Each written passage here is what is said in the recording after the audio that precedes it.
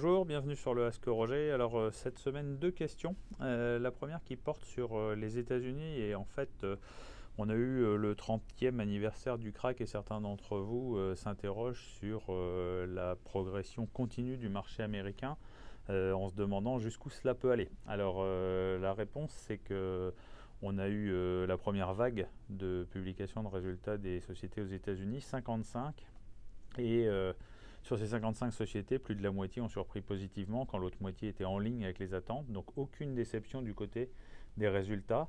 Et par contre, pour ce qui est du contexte et de l'environnement de marché très porteur, on voit quand même qu'il peut y avoir des inquiétudes sur la valorisation puisque une autre bonne nouvelle cette semaine qui est venue entretenir la hausse, c'est le fait que la réforme fiscale tant attendue et promise par Donald Trump va passer aux États-Unis avec cette baisse importante d'impôts.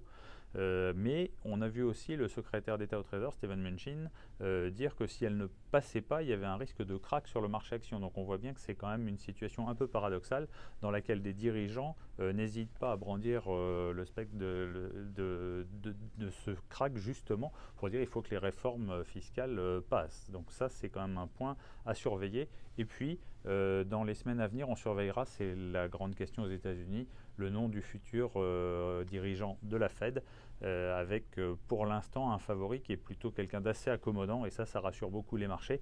Alors qu'à contrario, un des 5 candidats, John Taylor, un professeur d'économie, inquiète beaucoup. Il y a un Taylor put aux États-Unis, puisque si on appliquait sa règle de ce professeur d'économie, on aurait des taux beaucoup plus élevés, et certains n'hésitent pas à acheter des protections pour le cas où il serait élu. L'autre question, c'est une question qui est beaucoup plus européenne, celle-là, qui est: est-ce qu'il y a un risque avec l'Espagne? On avait déjà répondu une première fois qu'il n'y avait pas de risque systémique, c'est tout à fait exact. Il y a un problème purement espagnol avec la Catalogne, mais la situation aujourd'hui est telle que la plupart des investisseurs ne s'inquiètent pas réellement. En réalité, les Catalans se sont sans doute mis d'eux-mêmes dans une impasse. On a vu, il n'y a eu aucun soutien d'aucun État européen, pas même une région, aucune rencontre avec le dirigeant catalan.